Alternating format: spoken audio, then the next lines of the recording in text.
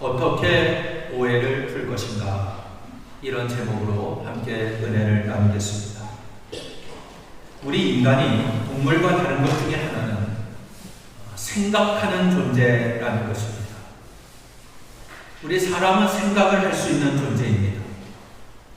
이 말은 자신의 잘못을 반성하고 돌이킬 줄 아는 존재라는 것입니다. 이 말을 신앙에 적용한다면 회개할 줄 아는 존재라고 말을 할 수가 있습니다. 우리가 하나님 앞에서 나의 죄를 깨닫고 잘못을 깨닫고 회개하고 새로운 삶을 결단하면 하나님은 우리의 죄를 용서하시고 또 새롭게 삶을 살 수 있는 능력을 허락해 주십니다. 그래서 우리는 깊이 생각하고 행동해야 됩니다. 그러면 실수를 그만큼 줄일 수가 있습니다. 생각하는 것은 우리에게 많은 유익을 줍니다. 그러나 우리가 잘못된 생각으로 인해서 서로 오해하거나 분쟁한다면 사회를 혼란에 빠뜨리고 또 교회를 어렵게 힘들게 만들 수가 있습니다. 우리가 어려운 일을 만나면 공동체의 구성원들이 서로 힘을 합쳐서 하나가 될 때 그 어려움을 극복할 수가 있는 것입니다. 그래서 성도들이 세상을 이기는 가장 중요한 비결은 교회가 믿음으로 하나 되는 것입니다. 교회가 믿음으로 하나 되는 것입니다. 만약 여러분이 세상에서 열심히 한 주간 일하고 이 예배 시간에 참여했는데 교회 안에 늘 다툼이 있습니다. 교회 안에 늘 싸움이 있습니다. 그렇다면 우리가 바른 신앙생활을 하기가 어려울 것입니다. 그래서 교회는 늘 진리의 말씀으로 하나 되어야 하고 하나님의 은혜로 충만한 교회가 되어야 합니다.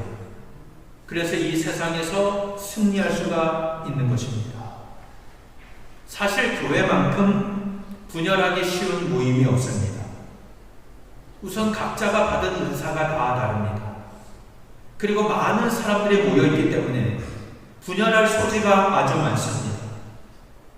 고린도 교회를 보면 은사가 많은 교회였습니다. 근데 그 많은 은사 때문에 서로 다툼과 분열이 끊이지 않았습니다. 자신의 은사와 다른 사람의 은사를 서로 비교했습니다. 누구의 은사가 더 신령한지를 다투는 교회였습니다. 교회를 하나 되게 하는 것은 진리의 말씀입니다. 살아계신 하나님의 말씀이 선포될 때 그 말씀을 각자의 마음속에서 아멘으로 믿음으로 받아들이면 그 교회는 하나가 될 줄도 있습니다. 이게 교회가 하나 되는 비결이에요. 또 하나의 비결이 있다면 성도 간에 서로 겸손해야 합니다. 그래야 하나 될 수가 있습니다. 나 자신을 낮추고 다른 사람을 나보다 더 높게 여길 때 하나가 될 수 있는 겁니다. 그렇지 않고는 어떤 조직이나 어떤 힘으로 강제로 하나 될 수는 없는 겁니다. 초대교회 때 분열의 위험이 있었습니다. 예루살렘 교회가 갑자기 부흥하면서 그 교회 안에는 히브리파 사람들과 헬라파 사람들이 있었습니다.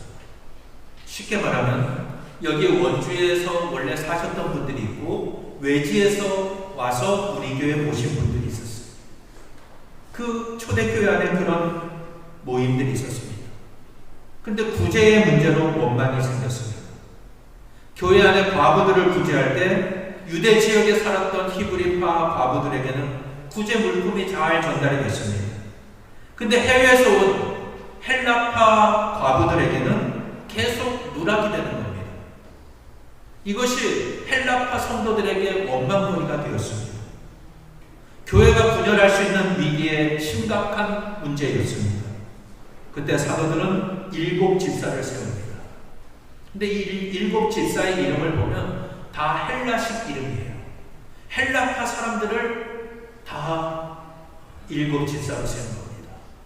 그리고 그들이 구제하는 일을 전담하도록 그렇게 일을 처리했습니다.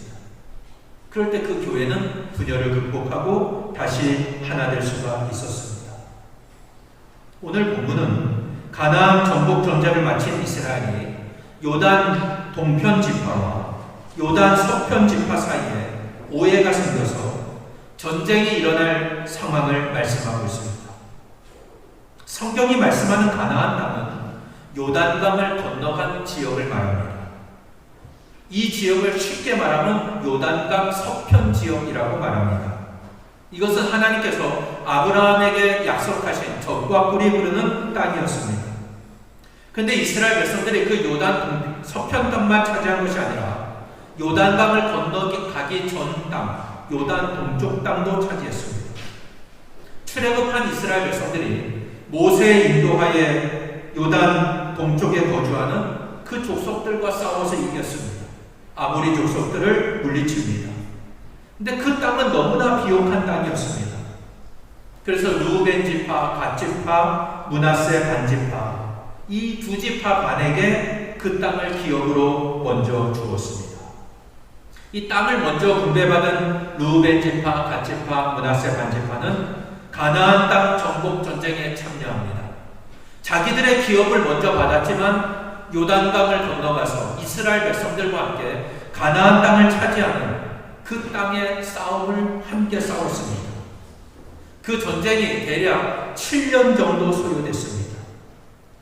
그러니까 이들은 7년 동안 가족을 떠나서 가나안 땅 정복 전쟁에 참여한 사람들입니다. 그리고 우리가 앞부분에서 보았듯이 이제 전쟁은 다 끝났습니다. 가나안 땅 본토의 각 지파별로 땅 분배도 끝났습니다. 이제는 각 지파별로 자기들이 분배받은 땅에서 그 남아있는 가나안 족속들을 물리치고 그 땅을 차지하면 됩니다. 그러니 이제 루벤 지파, 갓 지파, 므낫세 반 지파는 더 이상 이 가나안 땅에 머물 이유가 없었습니다. 그래서 여호수아가 이들을 부릅니다.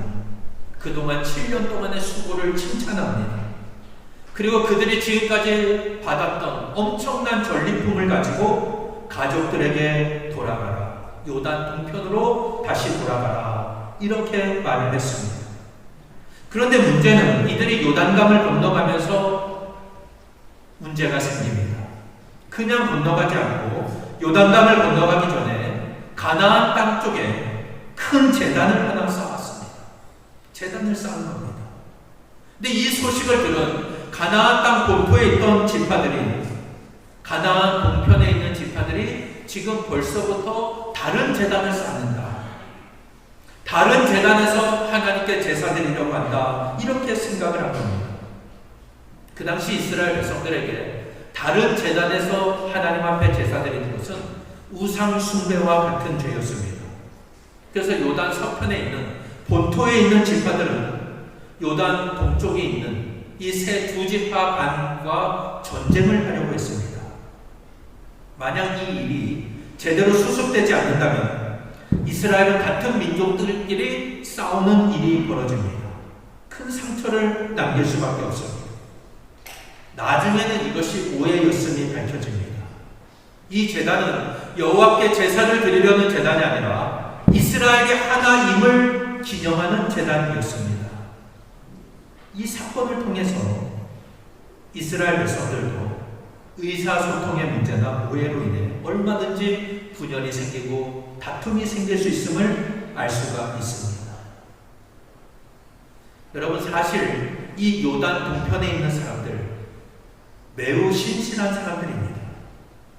그들은 자기들의 땅을 이미 분배받은 사람들입니다. 그리고 그들을 인도했던 모세도 이미 죽었습니다. 그런데도 그 땅을 분배받을 때 약속을 지킨 거예요. 가나안 땅 정복 전쟁에 참여합니다. 그들은 7년 동안 집에 돌아가지 않았습니다.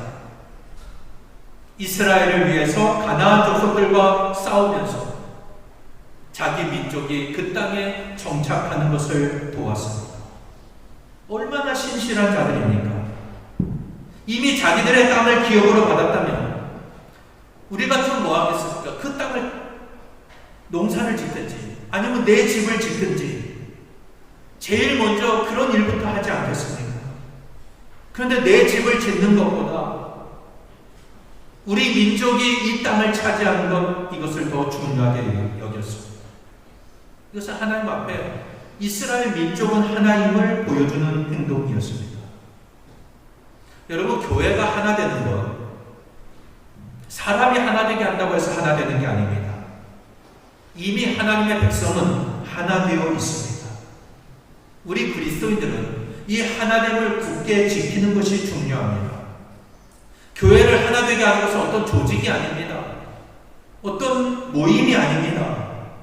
우리가 하나님의 말씀을 깊이 묵상하고 그 말씀에 순종할 때 우리가 하나님을 깨닫게 됩니다. 왜 그렇게 될까요?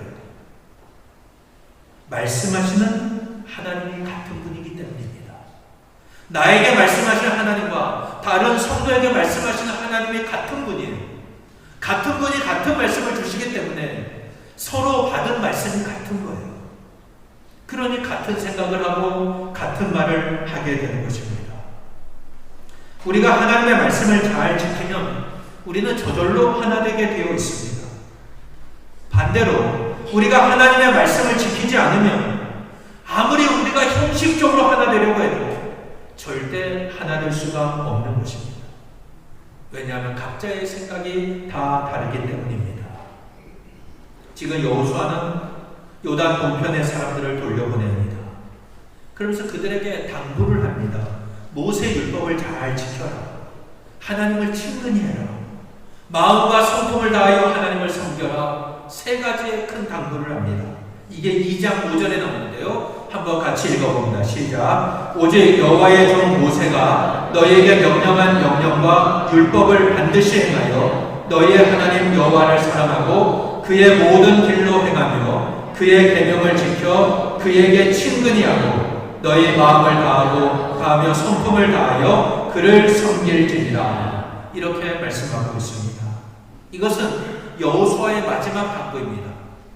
이제 이 두 지파 반을 보내면서 너희가 이제는 비록 요단강 건너편에 있지만 이 말씀대로 잘 순종하면 하나님이 너희와 함께할 것이다.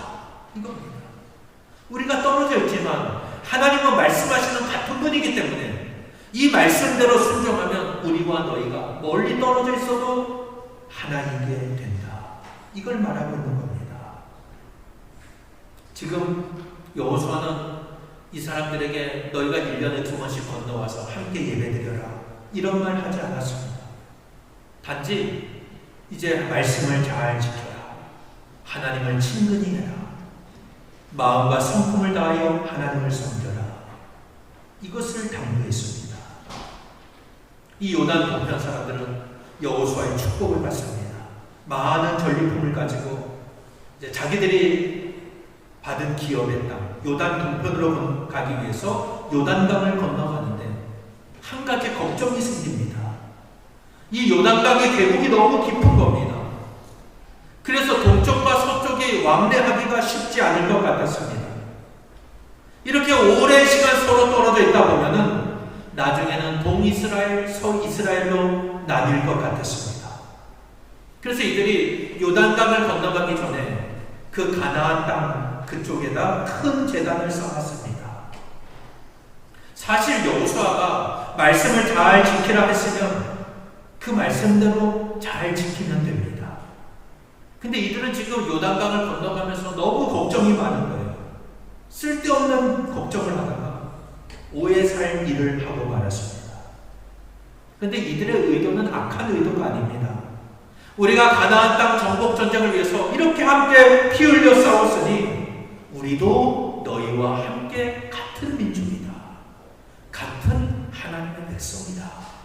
이것을 기념하는 증거로 세운 것이었습니다. 그런데 본토에 있는 이스라엘 백성들은 그 제단을 세웠다는 말을 듣고 오해를 합니다. 이들이 다른 제단에서 하나님께 예배하려는 줄 알았던 겁니다. 오해한 거예요. 그래서 전쟁을 하려고 합니다.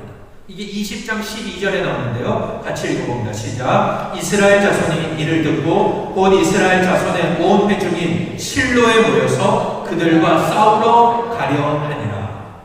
전쟁을 하려고 하는 것입니다.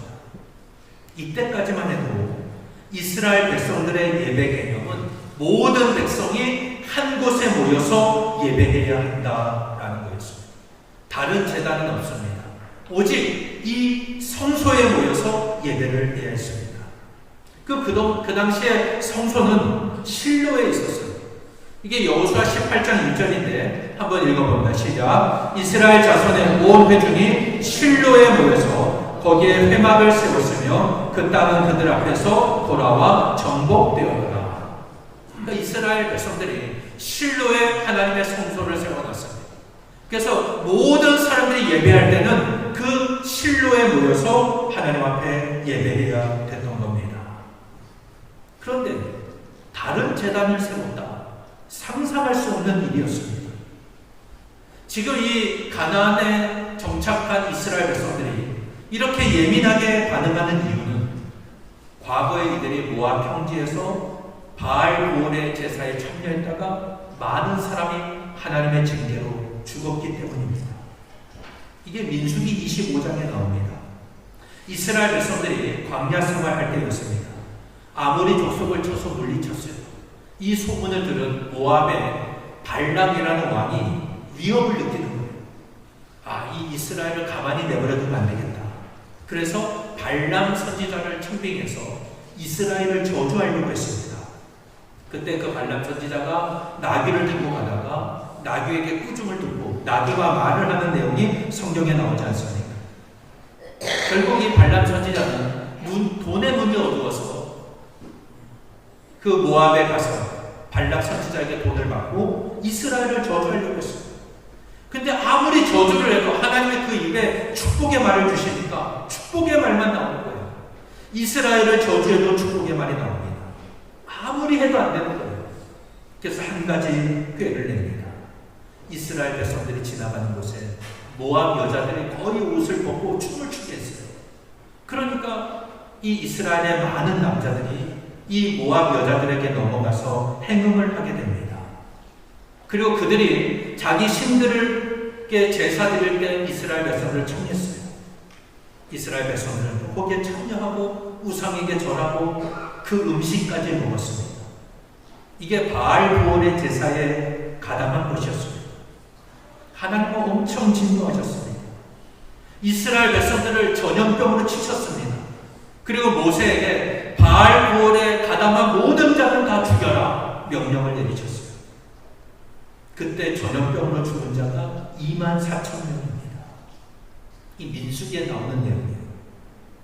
그래서 이스라엘 백성들에게는 다른 제단에서 제사드렸다. 이거는 상상할 수가 없는 일이었습니다. 절대 금기시되는 일이었어요. 지금 이런 역사적인 배경을 갖고 있는 이스라엘 백성들에게 요단 동편에 사는 사람들이 요단강을 건너가기 전에 큰 제단을 쌓았다. 이거는 전쟁이 일어날 상황이었습니다. 그런데 이것은 의사소통의 부족으로 일어난 사건입니다. 작은 오해가 큰 전쟁을 불러올 수가 있습니다. 내 의견이 옳다고 생각한다면, 내 의견만 옳다고 생각한다면 분열이 생길 수 있음을 명심해야 됩니다. 우리는 상대방에게 대해서 무조건 정죄하기 전에 그 사정을 들어봐야 됩니다. 이스라엘 백성들이 이 제사장 엘르아살의 아들 비느하스를 보냅니다. 이들이 무슨 의도로 이런 제단을 쌓았는지 물어봤습니다. 그러면서 어떤 제안까지 하냐면 너희가 받은 이 요단 동편 땅, 그 땅이 마음에 들지 않고 그렇게 멀리 떨어져 있어서 아예 나뉠 것 같은 그런 염려가 있다면 다시 건너와서 함께 살자. 우리가 분배받은 땅을 나눠줄 테니 함께 살자. 이렇게 제안을 했습니다. 이거는 우리의 재산을 나눠줄 테니 우리의 신앙의 하나님을 지키자 이런 뜻입니다. 근데 이때 요단 동편 사람들이 말합니다. 우리가 제단을 쌓은 것은 여호와를 저버리려고 하는 것이 아니라 훗날 너희의 자손들이 우리 자손들에게 너희가 이스라엘의 하나님 여호와와 무슨 상관이 있느냐? 너희 자손이 여호와 하나님과 아무런 관계가 없다. 이렇게 말하면서 우리 자손들에게 하나님을 경배하지 못하게 할까봐 염려가 되어서 이 제단을 쌓았다. 이게 오늘 우리가 읽은 본문의 말씀입니다. 자, 26절과 27절인데요. 같이 한번 읽어봅니다. 시작. 우리가 말하기를 이제 한 제단 쌓기를 준비하자 하였노니 이는 번제를 위함도 아니요 다른 제사를 위함도 아니라 우리와 너희 사이와 우리 후대 사이에 증거가 되게 할 뿐으로써 너희 자손들이 후일에 우리 자손들에게 이르기를 너희는 여호와께 받을 분깃이 없다 하지 못하게 하려 함이라. 이렇게 말씀했습니다. 그러니까 제단을 쌓은 것 우리가 번제나 다른 제사를 위해서가 아니라 너희와 우리 사이에 우리 후손 사이에 증거가 되기 위함이다. 그래서 오해가 풀립니다.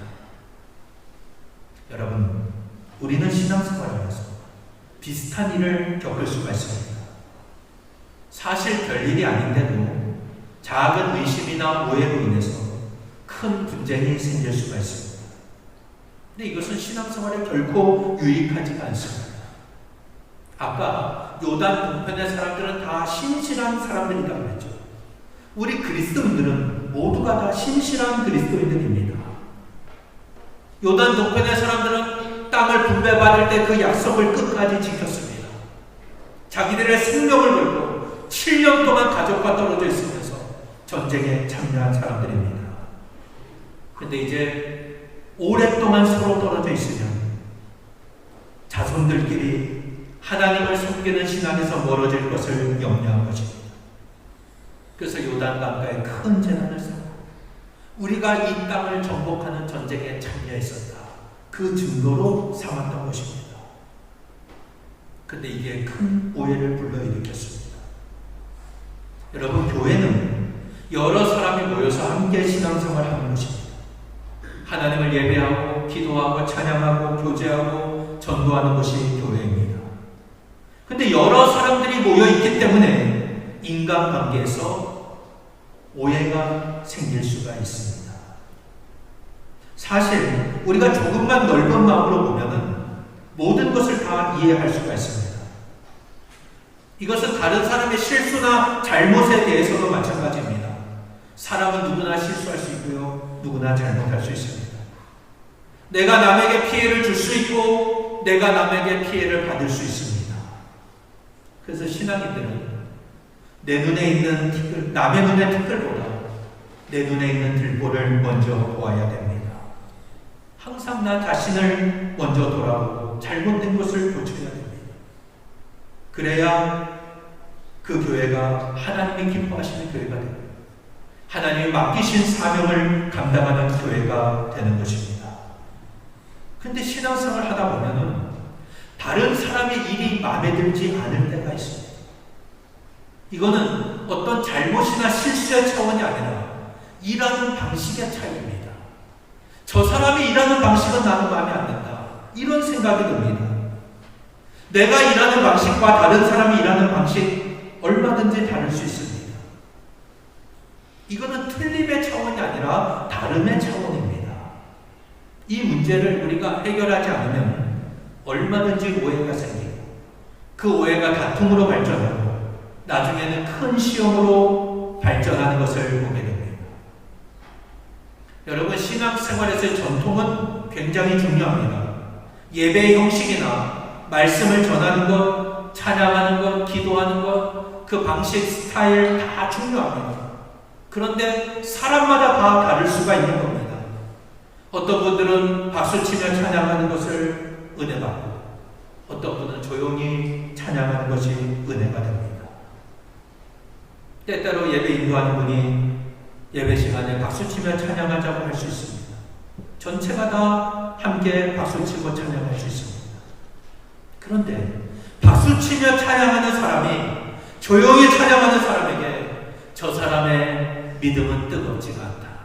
이렇게 평가하고 부족한 믿음이라고 생각한다면 이미 그 마음에 교만이 들어간 겁니다. 정죄하는 마음이 자리를 잡은 것입니다.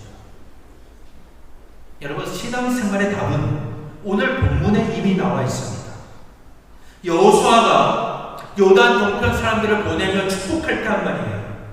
모세가 너에게 준 율법을 잘 지켜라. 하나님을 친근히 해라. 마음과 성품을 다하여 하나님을 섬겨라. 이렇게 당부했습니다. 근데 여러분, 이것이 신앙생활의 가장 기본입니다. 우리가 하나님의 말씀을 잘 지키면 말씀하시는 분은 한 분이라고 했죠. 같은 분이기 때문에 교회는 진리의 말씀으로 하나 될 수가 있는 겁니다. 그래서 말씀이 풍성한 교회, 말씀이 역사하는 교회는 성령 안에서 같은 마음을 품고 같은 말을 하는 것입니다.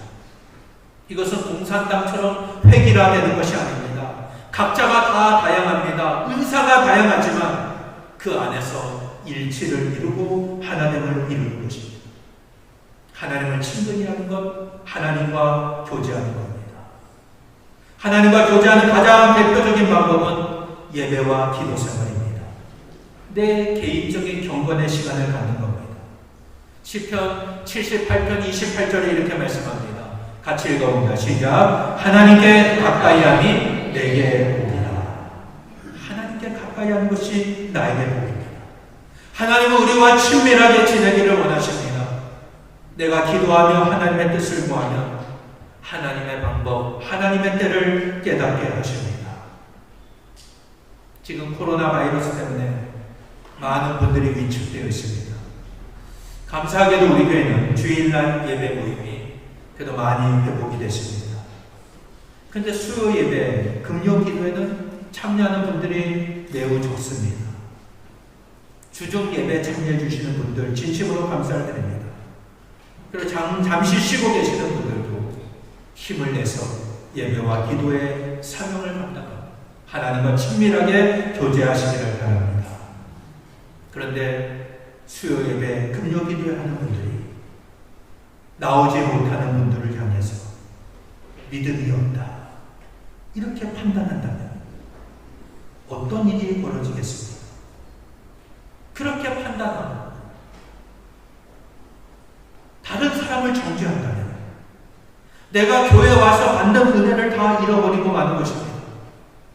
우리는 다른 사람을 위해서는, 성도를 위해서는 기도만 하시면 됩니다. 중보하며 기도하시면 돼요. 혹시 어떤 분이 힘들어한다, 믿음이 연약해진 것 같아, 그 영혼을 위해서 온전한 신앙생활을 하도록 하나님의 사람으로 쓰임받도록 중보하며 기도하시면 됩니다. 근데 우리는 평가를 하려고 합니다. 정죄하려고 하는 거예요. 마지막으로 마음과 성품을 다해 하나님을 섬기라 했습니다. 이것은 사역에 관한 부분입니다. 하나님이 나에게 맡기신 사명을 온전히 감당하고 충성하고 하나님을 섬길 때 우리 교회는 더 아름답고 풍성한 교회가 될 줄로 믿습니다. 각자 맡은 일을 성실하게 감당해 주시는 모든 분들께 진심으로 감사드립니다. 내가 마음과 성품을 다하여 하나님을 섬기면 하나님의 마음으로 성도들을 보게 되는 거예요. 하나님의 마음으로 긍휼히 여기는 마음이 생깁니다. 그러면 우리 안에 있는 오해가 풀리고 다툼이 풀립니다. 믿음의 반석 위에서 흔들리지 않는 교회를 세울 줄로 믿습니다. 사랑하는 여러분, 신앙생활에서 오해와 다툼 얼마든지 생길 수 있습니다. 중요한 것은 어떤 마음으로 그 문제를 보느냐, 그 문제를 해결하느냐입니다. 우리 모두 진리의 말씀으로 하나 되고 하나님을 친근히 하고 마음과 성품을 다해 하나님을 섬김으로 우리의 신앙생활이 행복하고 또 하나님 앞에 온전하게 쓰임받는 교회가 되시기를 예수님 이름으로 간절히 축원합니다.